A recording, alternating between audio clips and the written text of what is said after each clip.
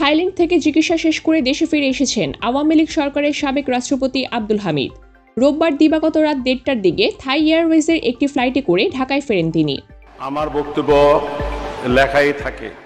আব্দুল হামিদকে বহন করা ফ্লাইটটি TG339 অবতরণের পর আনুষ্ঠানিকতা শেষে রাত 3:45টার দিকে হযরত শাহজালাল আন্তর্জাতিক বিমানবন্দর ত্যাগ করেন তিনি। বিষয়টি গণমাধ্যমকে নিশ্চিত করেছেন হযরত শাহজালাল আন্তর্জাতিক বিমানবন্দরের নির্বাহী পরিচালক গ্রুপ ক্যাপ্টেন রাকিব সামাদ। তিনি বলেন, আব্দুল হামিদ সাধারণ যাত্রীর মতোই দেশে এসেছেন, কোনো প্রোটোকল চাননি। রাত 1:30টার দিকে ব্যাংকক থেকে ঢাকায় এসে পৌঁছান তিনি।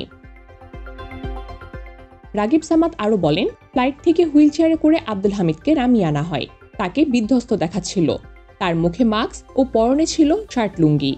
এই সময় তার সঙ্গে তার ছোট ছেলে রিয়াদ আহমেদ ও শ্যালক ডাক্তার নওশাদ খান ছিলেন। এর আগে গত 8 মে রাত 3টার দিকে থাই এয়ারওয়েজের একটি ফ্লাইটে ব্যাংককের উদ্দেশ্যে ঢাকা ছাড়েন আব্দুল হামিদ। পরে বিষয়টি গণমাধ্যমে প্রকাশ পেলে দেশের রাজনৈতিক অঙ্গনে এই নিয়ে শুরু হয় ব্যাপক আলোচনা।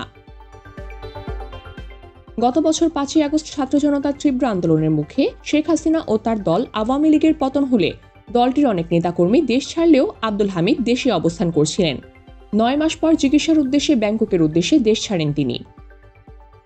আব্দুল হামিদের বিরুদ্ধে একটি হত্যা মামলা থাকার তথ্য জানা গেছে। গত 14ই জানুয়ারি কিশোরগঞ্জ সদর থানায় তার বিরুদ্ধে মামলাটি করা হয়।